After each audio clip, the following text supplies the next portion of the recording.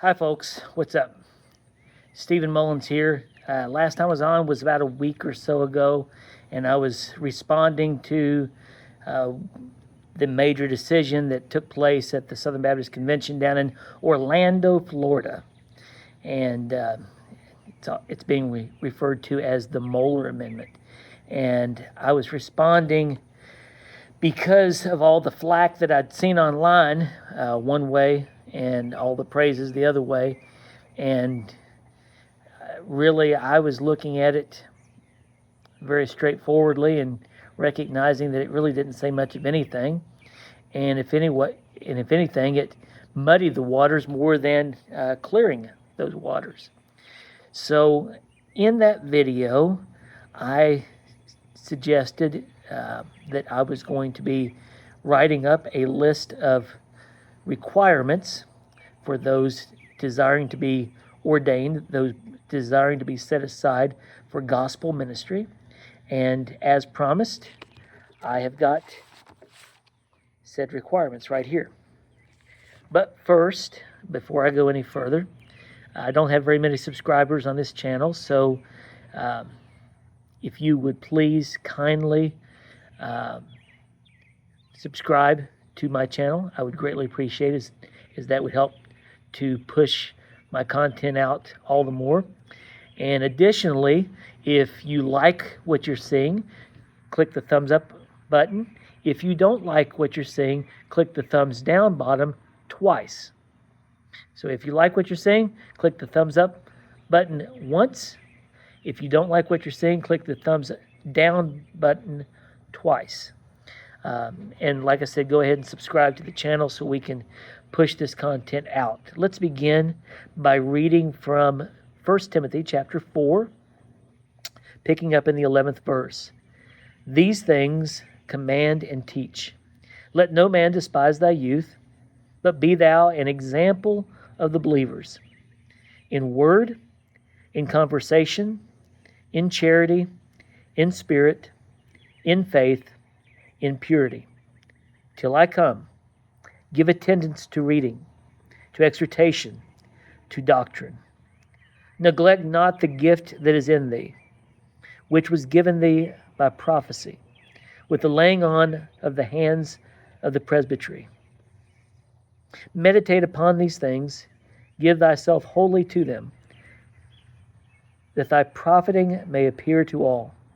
Take heed unto thyself, and unto the doctrine continue in them. For in doing this thou shalt both save thyself and them that hear thee. Blessed be the hearing of God's holy word, the word of God for the people of God. Praise be to God. So as I was talking in the last video, the Moeller Amendment addresses an issue within Southern Baptist life, but it does not reach the root. The reality is, in a lot of these mega churches, in a lot of these churches that call full-time preacher boys, the root is bad. These big box churches that try to be the church version of Walmart and just offer you anything and everything at a great price, they've got a bad root. And that bad root comes out and is seen most evidently in their fruit. There are folks throughout churches that have no business being in the pulpit. And the problem is that seminary can't address that. All the seminary does is provide these preacher boys with book learning. And so you've got a bunch of left-brain bookworms that go off to seminary, read a bunch of books, and think that they know everything that they need to know in order to deal with people in a church. And there's a Greek word for that. It's called baloney.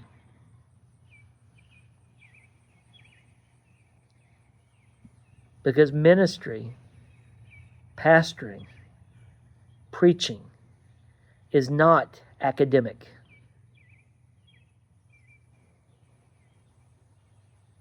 It's not a professional thing where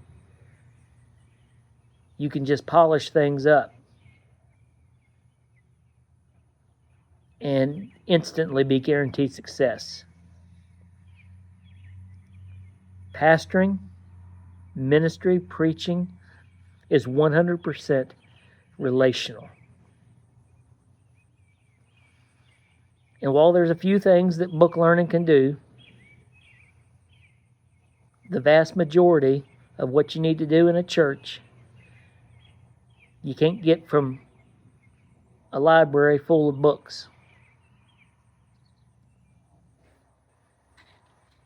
I typed up this statement on minimum standards for ordination. I ran this past a couple of friends of mine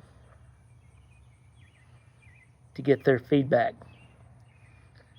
Got some ideas, edited, but I want you to hear the statement on minimum standards for ordination. In accordance with Titus 1:5 through 9, 1 Timothy 2:8 through 3:7, and 1 Timothy 5:22, we, the undersigned, adopt, maintain, and enforce the following. A man shall not ordinarily be considered as a candidate for ordination who is less than 23 years of age. Hear this. Remember what Paul said to Timothy.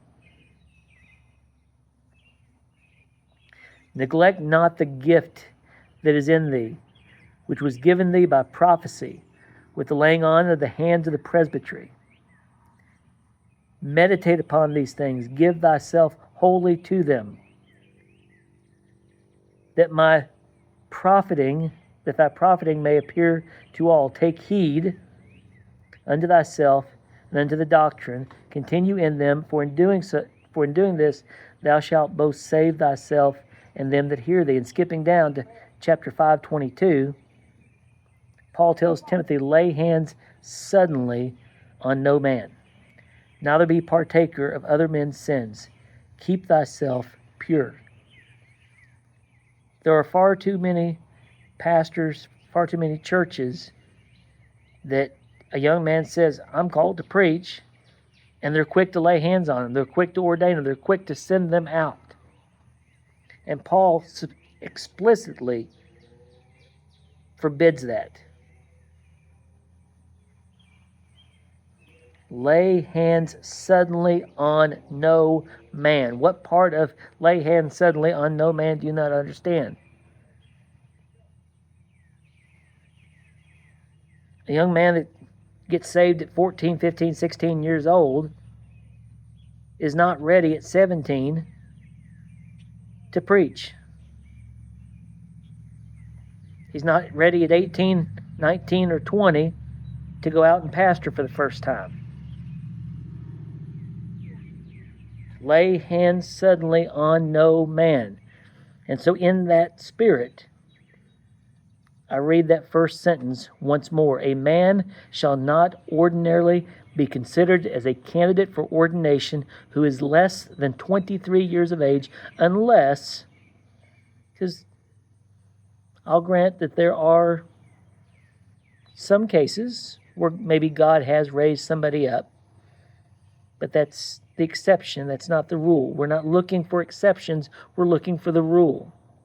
Unless, after thorough and sufficient review, he is deemed to be mature, holding a good work ethic, and well-grounded in the Christian faith. The candidate must submit himself to a reputable and ordained mentor for a period of not less than 2 years prior to a congregation's recognition of ordination. Submission to a reputable and ordained mentor shall be in the form of a weekly documented communication by the mentor. The mentor shall model full, open, and honest transparency. As I said in the last video, transparency is something that's lacking in churches. Transparency is something that's lacking amongst church leaders. Transparency is something that's lacking amongst pastors. I've only known one man that even remotely did transparency well. But just because he was better than most doesn't mean that he was fully open, honest, and transparent. The mentor shall model full, open, and honest transparency in all areas of life, including but not limited to personal, financial, family, professional, spiritual, moral, and relational. The mentor shall work to mold the candidate toward full, open, and honest transparency in all areas of life, including but not limited to personal, financial, family, professional, spiritual, moral, and relational. Did you hear the distinction there? The mentor is going to, one, model transparency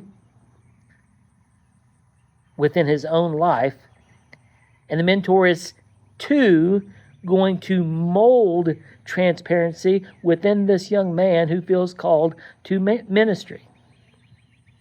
Because we don't want 10, 15, 20 years down the road for this man to get caught with his pants down. We don't want to hear about this young man going from one church to the next, to the next, to the next, using different churches as nothing more than stepping stones. Finally getting to what some might even refer to as the dream job. And he loses it all because he can't keep it in his pants. The mentor shall model full, open, and honest transparency in the mentor's life, and the mentor shall mold the candidate toward full, open, and honest transparency. The mentor shall work with the candidate in the selection of the ordination council.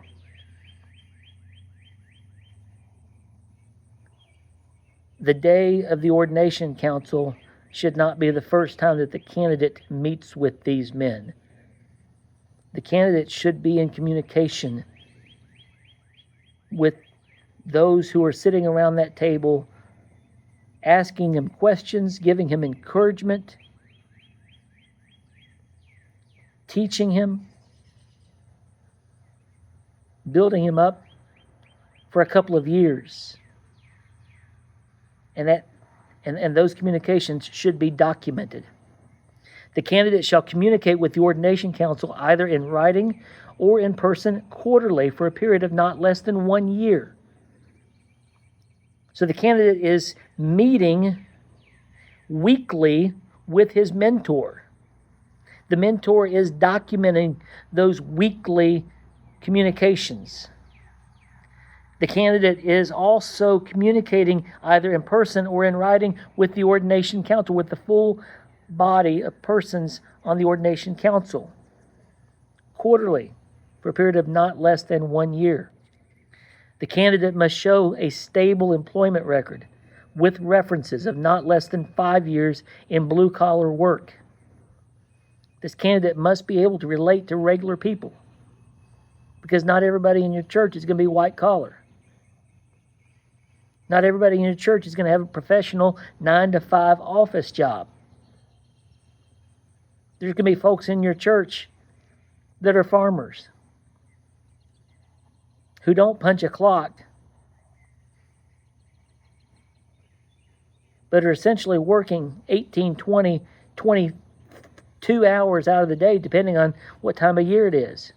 There's going to be people in your church who are tradesmen, who get that call in the middle of the night that somebody's water heater has just flooded their living area, or some other plumbing issue or electrical issue or HVAC issue. So we want a candidate that shows a stable employment record with references of not less than 5 years in blue-collar work. Again, this is a guideline. There might be exceptions to the rule, but we're not looking for the exceptions. We're understanding the rule. Exception may be allowed to the blue-collar requirement provided that the candidate shows demonstrable strength in relating to and communicating with those who work in the trades.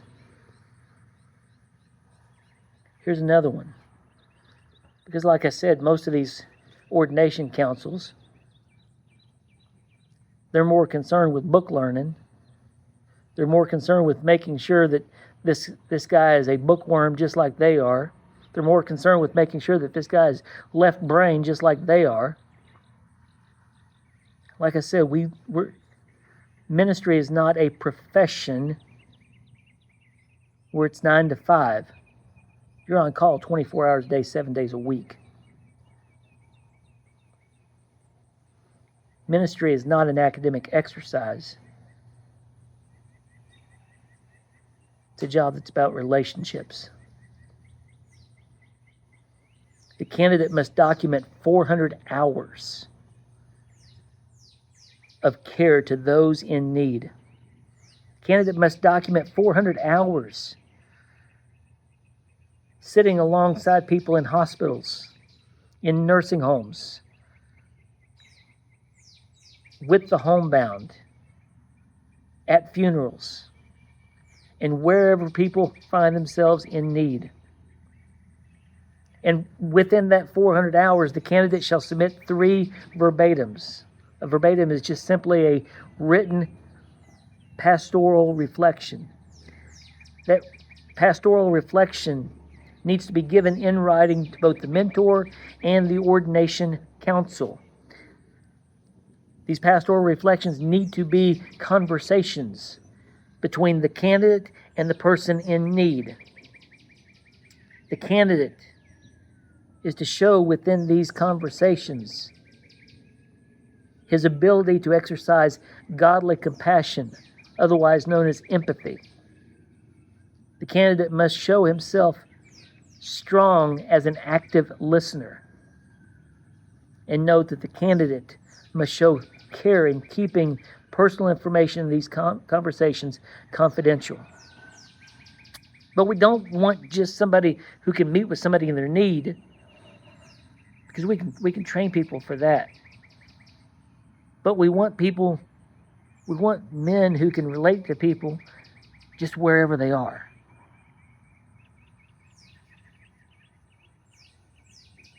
I know of a man that when he was pastoring one church, he would go out with the deacons on visitation. And while the deacon was visiting with one of the members or one of the people in the community, that pastor was sitting there playing with his phone, not interacting with either the deacon or the member that he's visiting. And then all of a sudden he jumps up and says, "I got to go."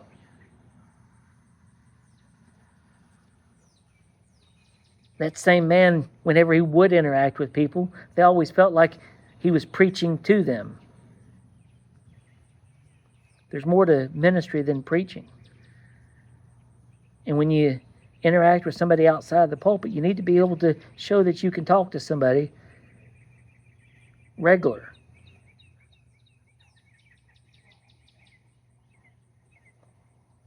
When you're one-on-one with somebody outside the 4 walls of the church, they don't need a 3-point sermon with 3 points in a poem. They need to see that you are a real person. So this candidate must, in addition to spending 400 hours in the hospitals and the nursing homes with the homebound at funerals, the candidate must also spend another 400 hours in relational interaction. This candidate needs to show up at ball games. He needs to show up at cookouts. He needs to show up at block parties. He needs to show up where people show up. And the candidate needs to submit 3 more verbatims. Again, written pastoral reflections to both the mentor and the ordination council, conversations with those with whom he interacted, showing the candidate's ability to connect with other people, showing his ability to connect with regular people.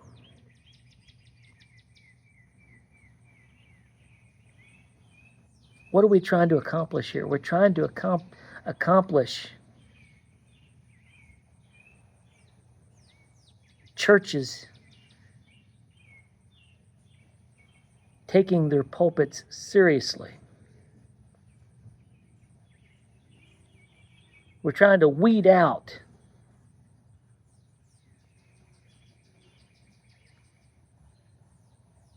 those left-brained, bookworm preacher boys who can't connect with folks or have issues of their own.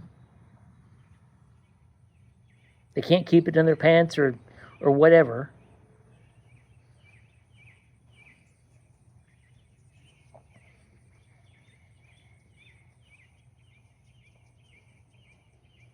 We're trying to maintain the purity of the Lord's churches. Again, the candidate with those personal reflections from conversations at ball games, cookouts, and block parties must show care in keeping personal information confidential. I do have one other requirement or one other suggestion. Everything I've said so far, from meeting with the reputable mentor, being 23 years of age,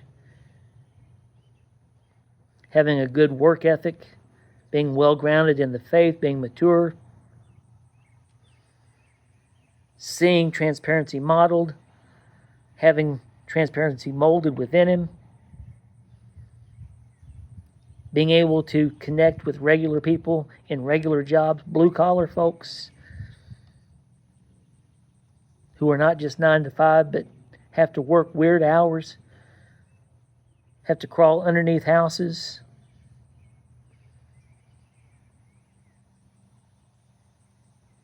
have to dig ditches, being able to connect with that kind of people.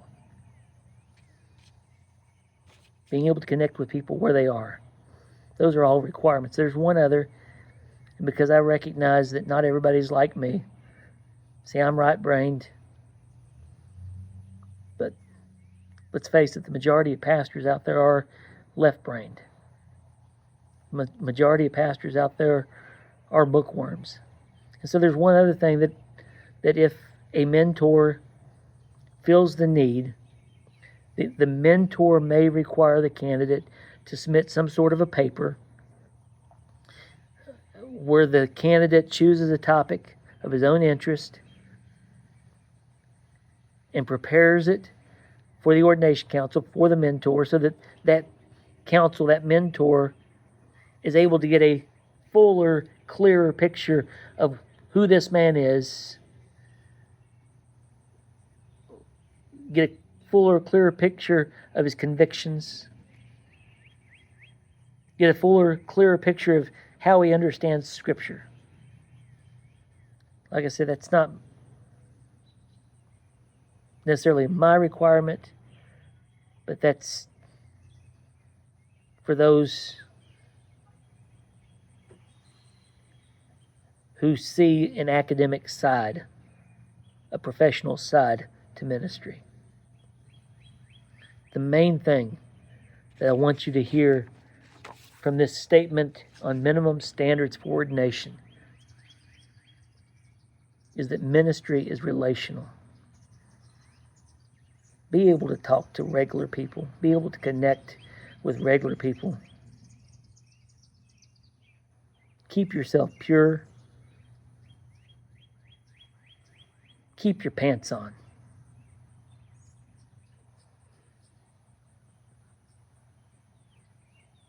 These things command and teach. Let no man despise thy youth, but be thou an example of the believers in word, in conversation, in charity, in spirit, in faith, in purity. Till I come, give attendance to reading, to exhortation, to doctrine. Neglect not the gift that is in thee, which was given thee by prophecy with the laying on of the hands of the presbytery. Meditate upon these things, give thyself wholly to them, that thy profiting may appear to all. Take heed unto thyself, and unto the doctrine, continue in them, for in doing this thou shalt both save thyself and them that hear thee. People of God, the Lord's churches deserve better than what they're getting. These mega churches, these full-time pastors, these pastors with DR in front of their name are not worthy of the Lord's churches.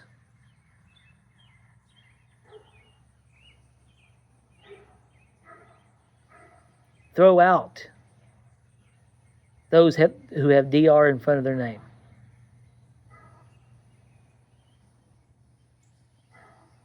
And call somebody that's regular.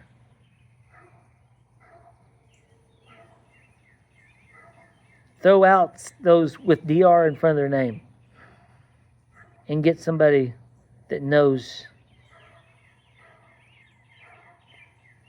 the type of work that you do,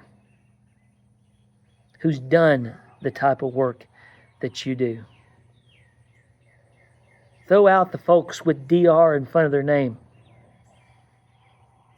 and get somebody that's ready to get his hands dirty. Throw out the folks with DR in front of their name that think that they can get away with anything and everything.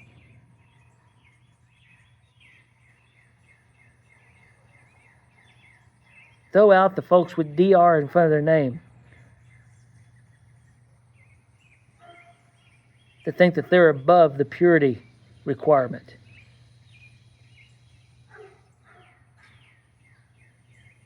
Throw out the folks with DR in front of their name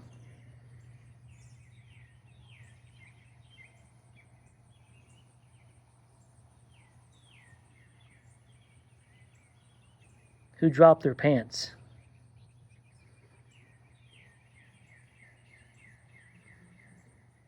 I just heard today Willie Rice, who was elected a couple of weeks ago down in Orlando as the president of the SBC. He made light of the controversy, of the scandal that's going on. He made light of the victims of that scandal, saying that the scandal had been weaponized to hurt the SBC.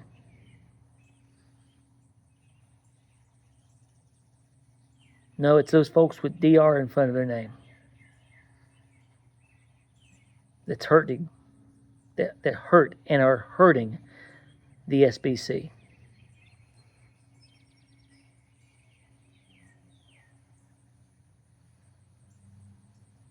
Quit blaming the victims and throw out the perpetrators.